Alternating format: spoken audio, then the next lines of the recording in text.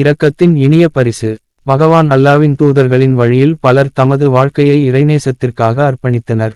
அவர்களில் ஒருவர் ஷிப்லி அவர்கள். இவர் இறை வழியில் சென்று இறை பணியில் வாழ்ந்து இறுதியில் இறைவனின் அருளால் சுவர்க்கத்தின் மகிழ்ச்சியில் வாழ்ந்த ஒரு நற்சான்றோர். ஒருநாள் அவரின் சீடர்களில் ஒருவர் கனவில் அவரை கண்டார். அவர்கள் சுவர்க்கத்தில் அழகிய ஆடைகள் அணிந்து ஒளிரும் முகத்துடன் மகிழ்ச்சியாக வீணை வாசிக்கின்றார். கனவில் சீடர் வியப்புடன் கேட்டார், உங்களுடைய உயர்ந்த நிலையில் அடைய காரணம் என்ன? ஷிப்லி அவர்கள் சிறிது சிரித்துவிட்டு பதிலளித்தார், நான் இறைவனுக்கு வணங்கியதற்காகத்தான் இந்த உயர்ந்த நிலையை அடைந்தேன் என்று நினைத்தேன். ஆனால் அல்லாஹ் சுப்ஹானஹு வ தஆலா எனக்கு அருள் புரிந்தது என் ஒரு சிறிய நற்செயலின் காரணமாக. சீடர் ஆச்சரியத்துடன் கேட்டார், அந்த சிறிய நற்செயல் என்ன? ஷிப்லி அவர்கள் பேசத் தொடங்கினார். ஒரு நாளில் பக்தாத் நகரின் ஒரு தெருவழியாக நான் சென்று கொண்டு இருந்தேன். அந்த நாள் கடுங்குளிர் கொண்ட ஓர் இரவு. குளிரின் தாக்கம் மிகுந்து நகரத்தின் மக்கள் கூட தனித்தனியாக வெளியில் வரமாட்டார்கள். குளிர்காற்று என் உடலை தொட்டவுடன் கூட எனக்கு நடுக்கம் ஏற்பட்டது.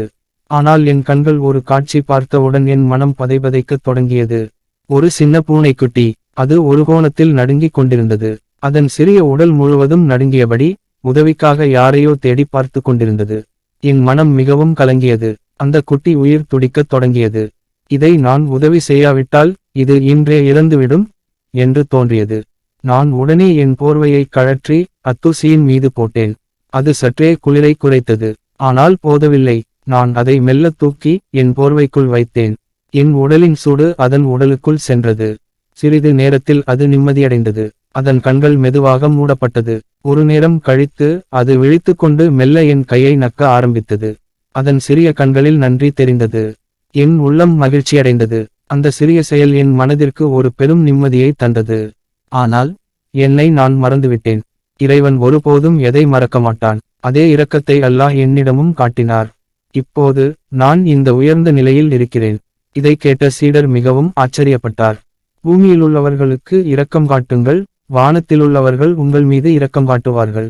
அண்ணல் நபியின் இந்த அமுதவாக்கம் ஷிப்லி அவர்களின் வாழ்க்கையில் உண்மையாகி போயிருந்தது. இக்கதை நமக்கு ஒரு இனிய பாடம் புகட்டுகிறது. நம் வாழ்க்கையில் நாம் செய்யும் சிறிய நற்செயல்களும் அல்லாவின் அருளை பெற